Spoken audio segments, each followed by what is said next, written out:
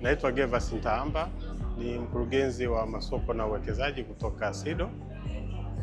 SIDO ni moja ya taasisi ambayo ipo chini ya Wizara ya Viwanda na Biashara, na hapa tupo kwenye banda la Wizara ya Viwanda na Biashara, lengo likiwa ni kuungana na taasisi nyingine zilizoko chini ya Wizara ya Viwanda na Biashara kuweza kuonesha huduma ambazo tunazitoa kupitia taasisi yetu.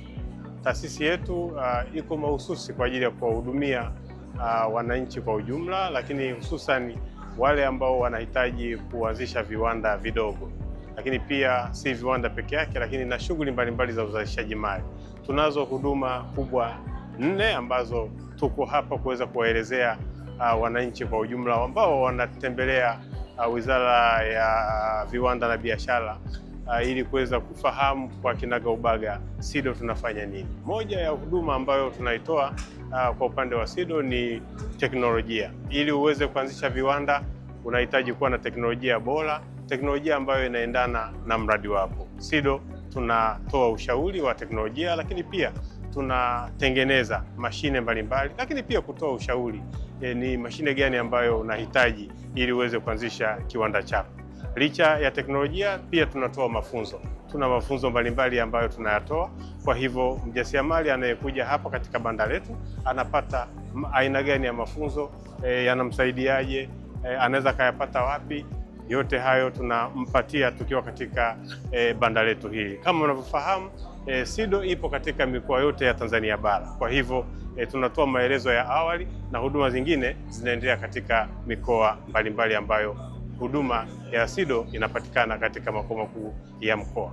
Lakini jambo jingine ama huduma nyingine ambayo inapatikana ni masoko na uwekezaji. Tunatoa huduma za masoko kwa maana ya kuwapa taarifa wajasiriamali nini kinahitajika katika soko, awezaje kuweza kutengeneza bidhaa zake, lakini pia kubwa namna gani ambapo anaweza kupata manufaa ikiwa atatumia taarifa hizi kuweza kumfikia mteja. Kwa hiyo kuna huduma za masoko kwa maana ya maonesho kama haya, lakini pia ufungashaji wa bidhaa na mambo kama hayo. Lakini jambo jingine ni namna gani anaweza kupata maeneo ya kuweza kufanyia kazi.